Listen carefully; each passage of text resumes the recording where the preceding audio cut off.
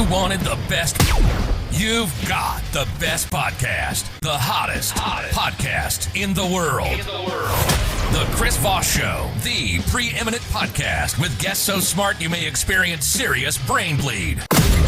Get ready. Strap yourself in. Keep your hands, arms, and legs inside the vehicle at all times, because you're about to go on a monster education roller coaster with your brain. Now, here's your host, Chris Voss.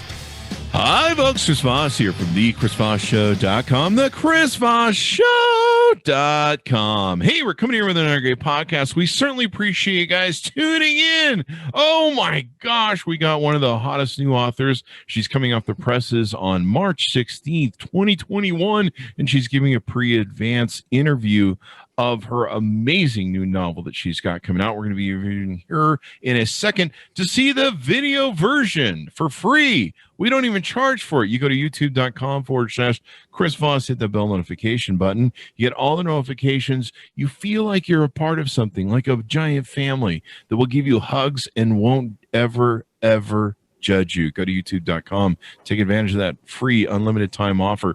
Go to goodreads.com/Chris Voss. You can see what we're reading, reviewing over there. See all the wonderful different groups we have on Facebook, LinkedIn, Instagram, and all that good stuff. And now, without further ado, what does ado mean anyway? You're going to do it or not? Ado, I don't know. I think it's French.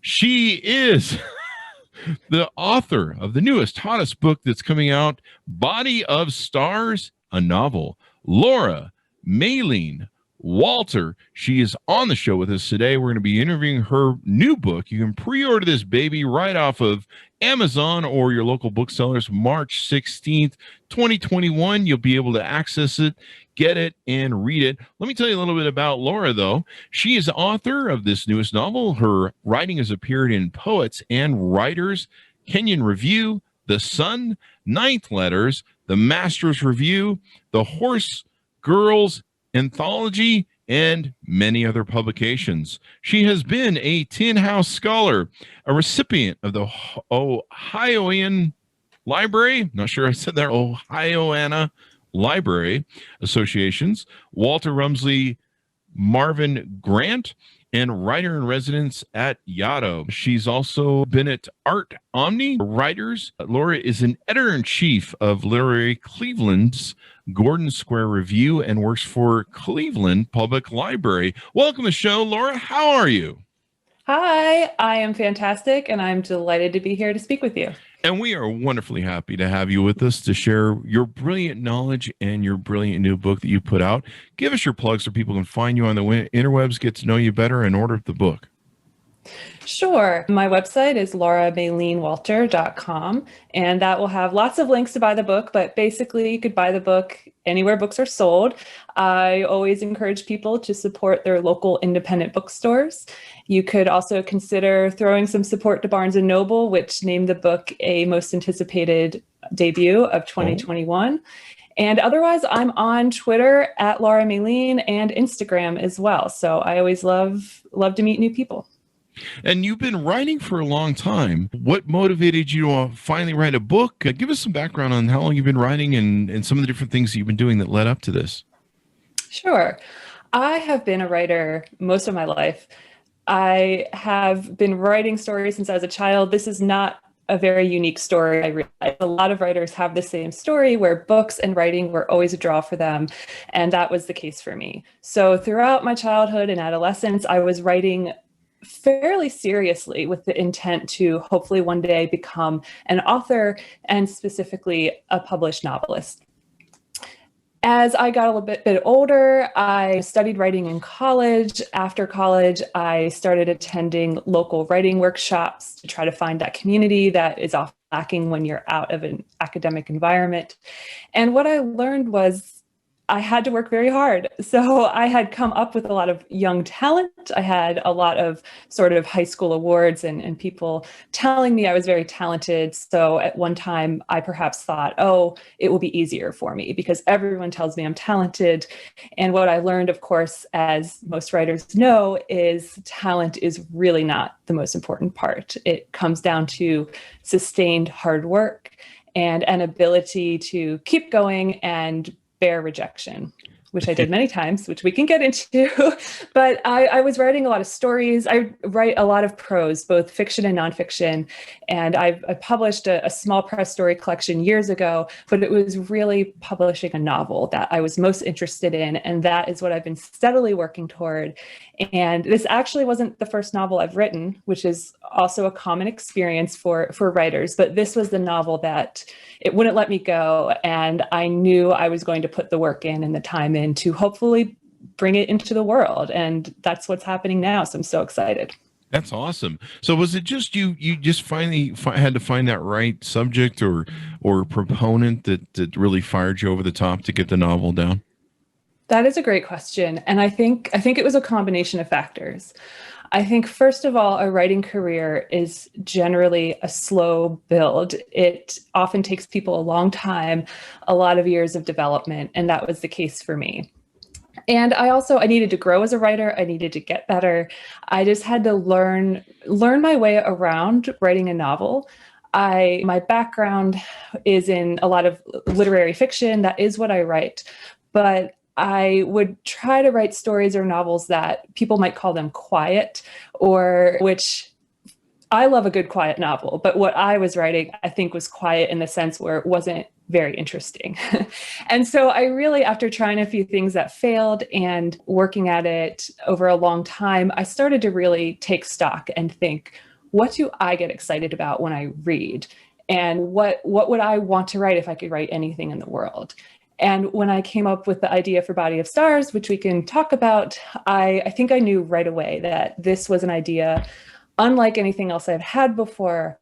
It just felt electric. And I knew, I didn't know how long the road would be, but I knew when I first came up with the idea that this was something that had promise and that I was going to stick with. And that is what happened. That's awesome. I was giving some counsel on Clubhouse earlier to a business group, and I told some future entrepreneurs, I said, find something you're passionate about, and that passionate will help you with the drive. That passion will help you with the drive and help you want to get going. So give us an arcing overview, if you would, of Body of Stars and tell us a little bit about it. Of course. Body of Stars is speculative literary fiction. It's set in a world where the bodies of women predict the future.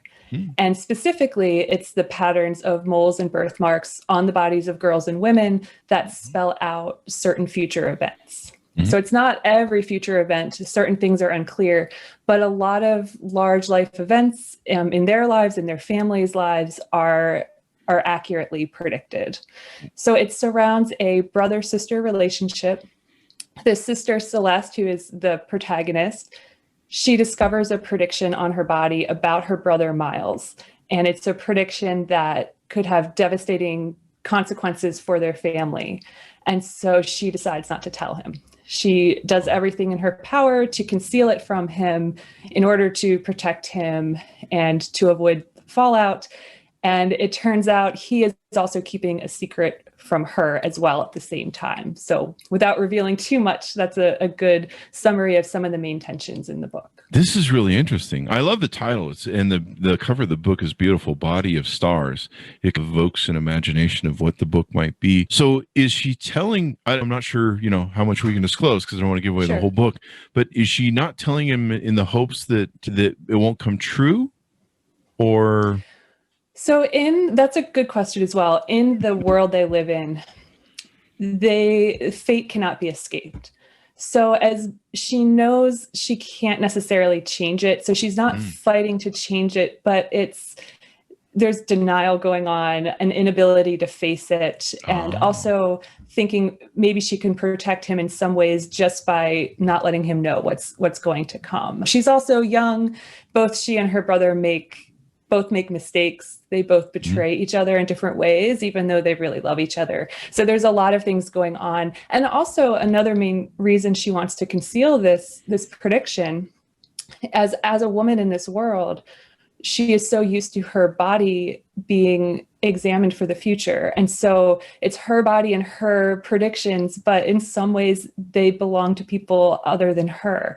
And so by concealing it, it's also her way of trying to maintain her privacy and to take ownership of herself and say, this is just for me. I don't want to show anyone. And in her society, that's not really, that's frowned upon. And it's considered a duty and an honor to share your future with other people. That's really wild. I would be going up to women and be like, hey, can you tell me my future and stuff? And that's pretty interesting. So they go through this. Go ahead.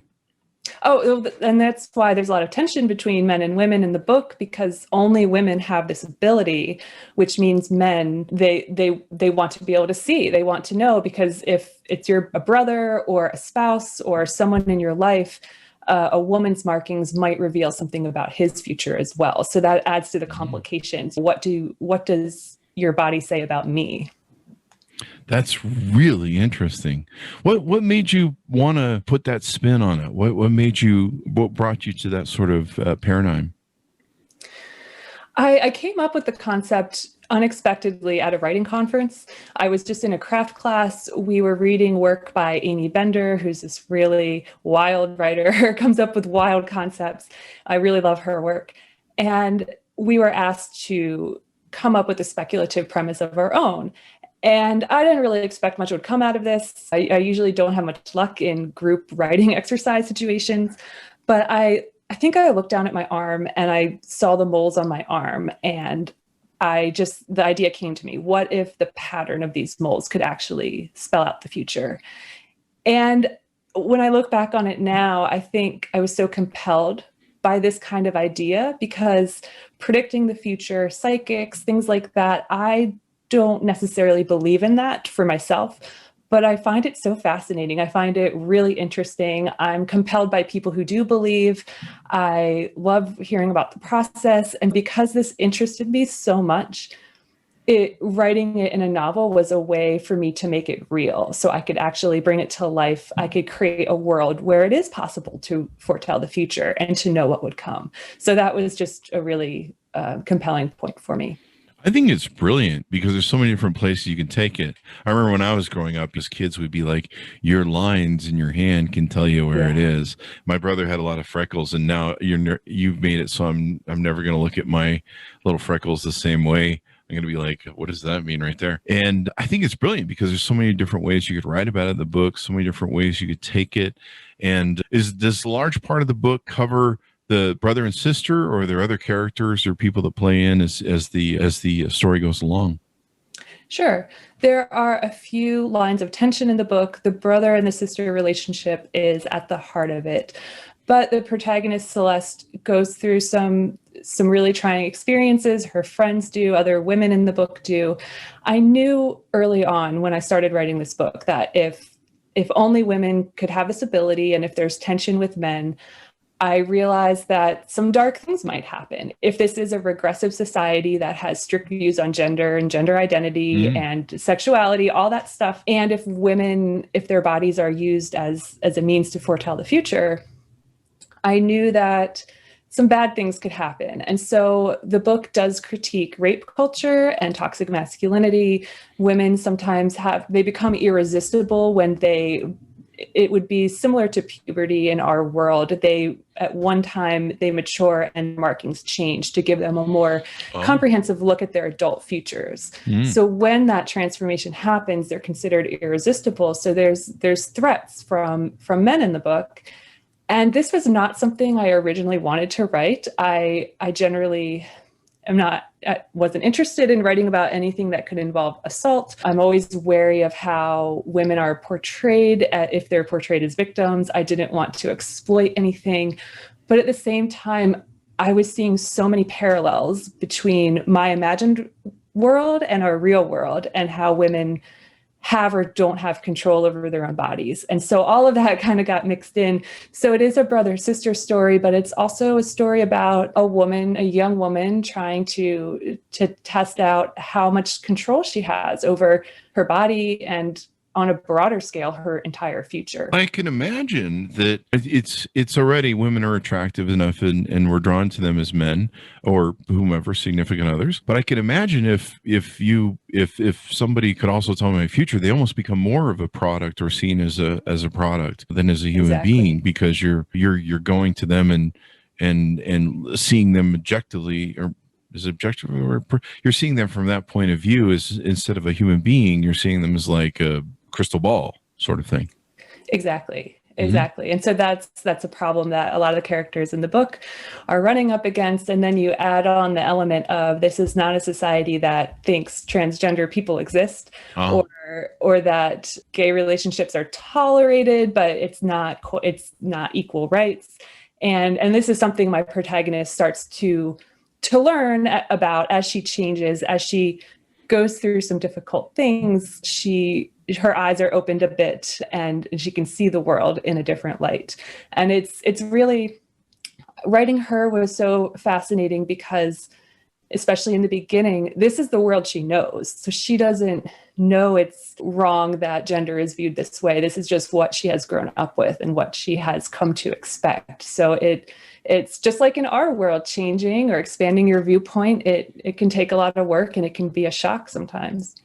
Yeah, I can see a lot of male toxicity coming from that, because you're just not looking for a date. You're also like, what's my future? There's a lot of stuff that could go wrong there. But it's interesting to how you flush it out, and you've gone through it and the different aspects of it. I've had some ex-girlfriends that have told me my future. I don't know. I just a joke I threw in there, like, you'll never find a girl like me again. And I see. Or you're going to die alone and unhappy. So I think it's where it's headed. It's getting right dark now. Quickly. I'm just doing jokes. Yeah, I know. I'm sorry.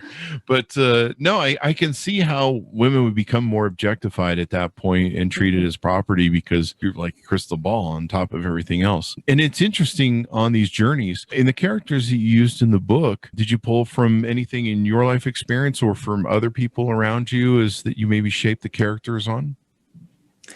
I did not base any character on a specific person. I think all writers, just a lifetime of experiences and people I've known, inform everything.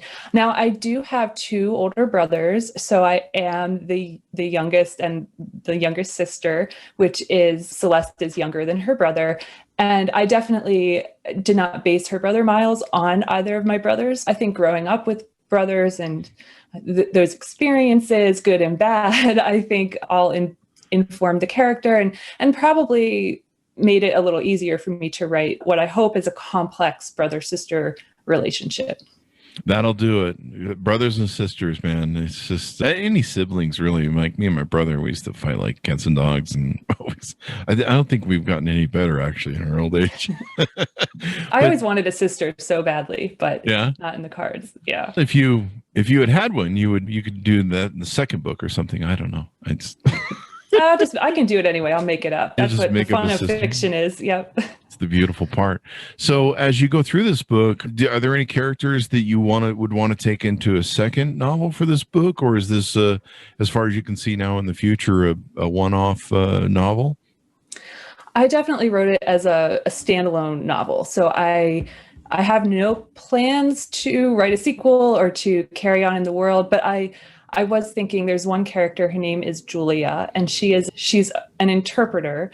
So in this world, an interpreter is someone who is especially skilled in reading the patterns of markings and interpreting the future, because sometimes it's not black and white. It requires a bit of knowledge and finesse.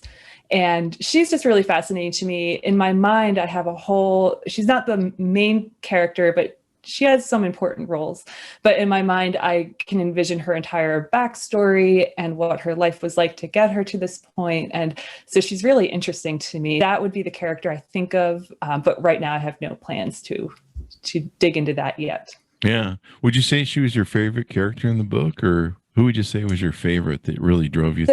The protagonist, Celeste, that would probably have to be her, because it is really her story. It's definitely following through her, all of that she goes through. So I think she would get top billing in my mind.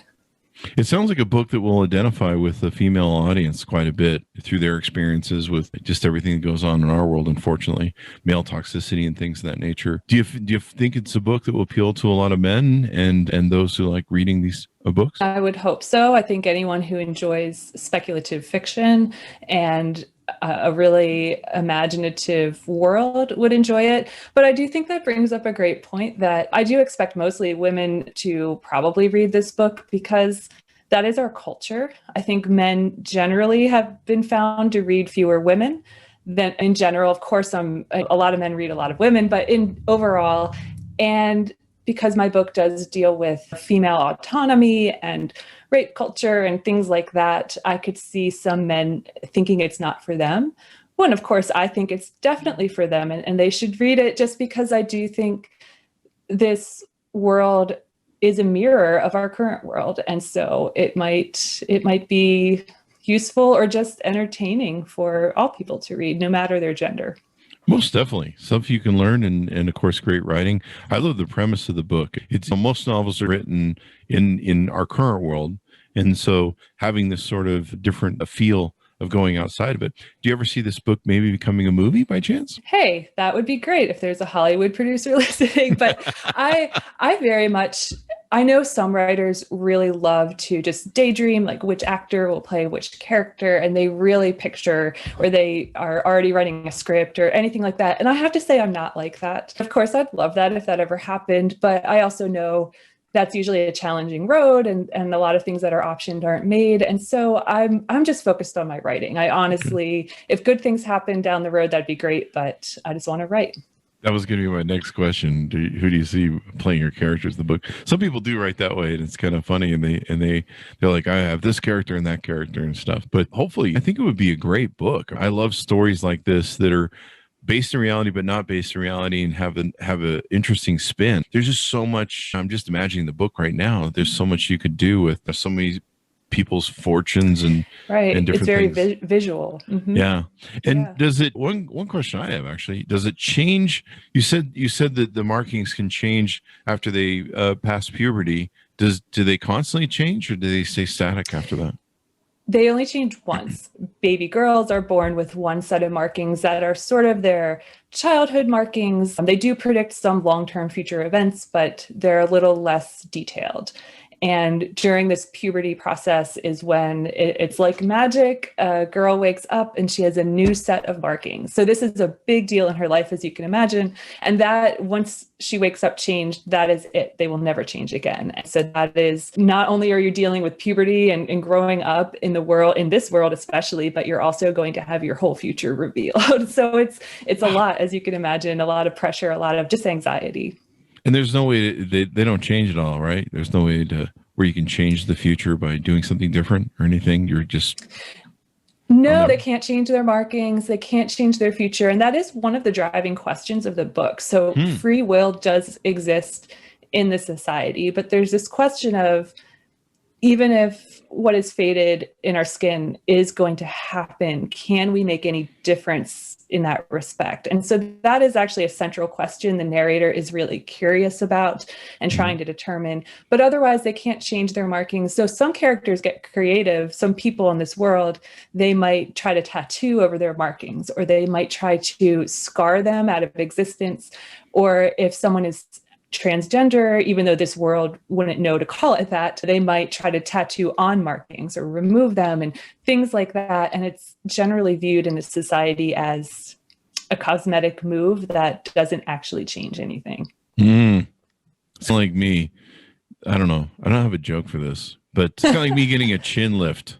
It's not going to change how it's going to happen in the end. It won't change who you are on the inside. Well, that's it. There you go. You said it perfectly, Laura. You said it perfectly. What other aspects can we disclose? Sadly, with novels, we can't give away the ending and large parts of the middle.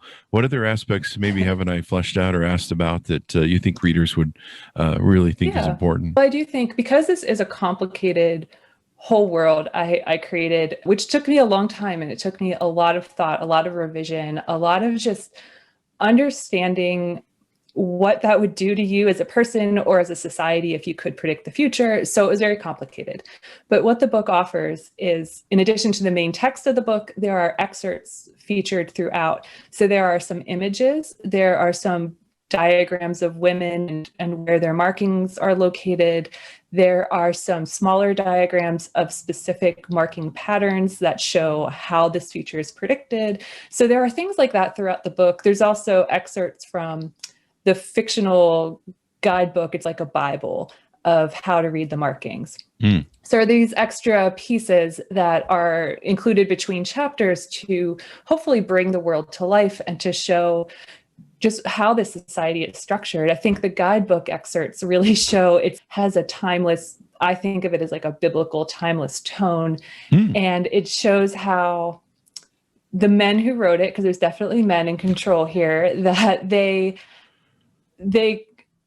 act as though these markings on women are an honor, right? Like we revere women. We love women. Like, of course, women have it great in our world because we respect them so much that they have their markings. And at the same time, it's a lot of blaming women for the bad behavior of men and that kind of double standard. So that was really important for me to convey how in the society would claim that they're great for women, but people can read the book and decide if they think that's true or not. Sounds like some parallels of what we have. I mean, we've had a lot of different religious writing authors, and I think we have a future one. We're just waiting to hear back from the publishers, but it's that Eve complex of where Eve in standardized religion gets blamed for everything because, why not? But so it sounds a lot like a little bit similar to the narratives that they have there, where it's always Eve's fault, and of course, men always write the books and all that male toxicity stuff. So hopefully one of these days we get to a better balanced society, both in your book and in our lives as well. Yep, that'd be great. Yeah. So you were mentioning before the show that you actually on your mailing list, you have gotten into a lot of skepticism of the supernatural. Tell us a little bit about that. Yes. So, I wrote an entire novel about predicting the future and fortune telling. And aside from that, I realized I'm so compelled by psychics, spiritual mediums who claim to speak to the dead, anything like that, any kind of mystical, new agey kind of thing. And I don't believe in any. To be clear, I personally don't believe if I go to a palm reader or a psychic that they'll actually be predicting my future. But I find it so interesting. I think it's fun. I also think some of these things like tarot reading is not necessarily about predicting the future. It's about telling a story. It's about trying to understand your life in a new way, which is very much a writer's job. So I love all of this. And I was questioning, though, if I am so science-minded and I am a skeptic, and yet I will devour anything about a psychic one podcast I love, you're a podcast guy, is Oh No, Ross and Carrie. I don't know if you're familiar. It's so long running, but I love that podcast. Anyone interested in this stuff should check it out. It's two people like me, science-minded, but they are fascinated by all of this, go out and do investigations with, psychics. They did Scientology, things like that. So I actually only discovered their podcast recently, but before that, I started a newsletter where once a month I go on a little adventure. It's had to be virtual because of the pandemic, which fortunately hasn't hurt it too much. But I will do things like get a reading from a pet psychic, or I will try to astral project, or my next one will be about past life regression. And it's been really fun and sometimes wild. And so I'll experience whatever it is, and then I'll write about it in the newsletter and send it out to my readers. So it's been really fun and also good to get creative of what I can do in the future until things open up in the public again. But fortunately, there are plenty of Zoom events if you want to regress to past lives or learn how to astral project. There's plenty you can do. It's an interesting. Just FYI. Yeah, and get people to sign up for your mailing list there too, as well. And then they can not only keep up with you on the book, but future books you can write. It sounds like you have this sort of genre nailed because you're looking for the stories element of it. Mm-hmm. Yeah. Yes, exactly. That's what it all comes down to, the story. A collection of stories, and there's so much in that business. I think Houdini, and I think there's been some other people that used to be professional, almost debunkers of that medium, and they would go around and disprove different stuff. I think Penn and Teller have done some of that too as well. Yeah, they have. Yeah, it's great. Yeah. I've always thought it was interesting at looking at. All my life, I've studied why people believe in stuff, why they choose to believe the things that they do, why they make those choices. And then once they do, they just lash themselves to them like a life preserver. And they cannot take that token away from them. They're like, this is the ride I bought and I'm going for it all the way over the rapids and everything else. Yeah, no, that interests me too. Exactly. I'm curious people who do believe and why and what it gives them. I do think sometimes it's exhausting being a skeptic. Sometimes I think it would just be easier to believe. And sometimes I want to believe. And because must be why I write fiction about this, because it makes the world seem a little magical, right? If you think these things are happening, I don't know what a world to live in. And so what I do is I write it down in a novel.